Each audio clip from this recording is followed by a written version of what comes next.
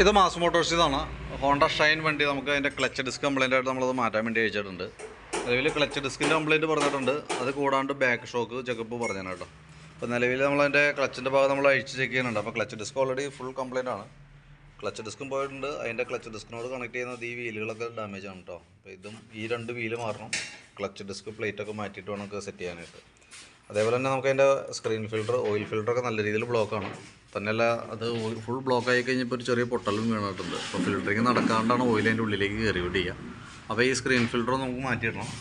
അതേപോലെ തന്നെ അതിൻ്റെ ഗ്യാസ്കറ്റ്, കിക്കർ ഓയിൽസിൽ ഇതെല്ലാം മാറ്റിയിട്ട് വേണം നമുക്ക് റീസെറ്റ് ചെയ്യാനായിട്ട് കേട്ടോ. അപ്പോൾ ഞാൻ അതിൻ്റെ ഒരു ഏകദേശം ഒരു എസ്റ്റിമേറ്റൊക്കെ ഇടാം, നോക്കിയിട്ടൊന്ന് റിപ്ലൈ ഇട്ടാൽ മതി. പിന്നെ അത് കൂടാണ്ട് റിയർ ഷോക്ക് ചെക്കപ്പ് പറഞ്ഞിട്ടുണ്ട്. അപ്പോൾ 2 സൈഡും ഷോക്ക് ലീക്കാണ്, നല്ല രീതിയിൽ ഓയിൽ ലീക്ക് ഉണ്ട്. അത് നമുക്ക് വേറെ റിപ്പയറിംഗ് ഒന്നും നടക്കില്ല, മാറ്റാനാണ് പറ്റുള്ളൂ. അപ്പോൾ അതിൻ്റെ ഒരു എസ്റ്റിമേറ്റും കൂടി റിയർ ഷോക്ക് അടക്കം ഉൾപ്പെടുത്തിയിട്ടുള്ള ഒരു എസ്റ്റിമേറ്റ് ഞാൻ ഇടാം, നോക്കിയിട്ടൊന്ന് റിപ്ലൈ ഇട്ടാൽ മതി കേട്ടോ. അതനുസരിച്ച് നമുക്ക് ചെയ്യാം.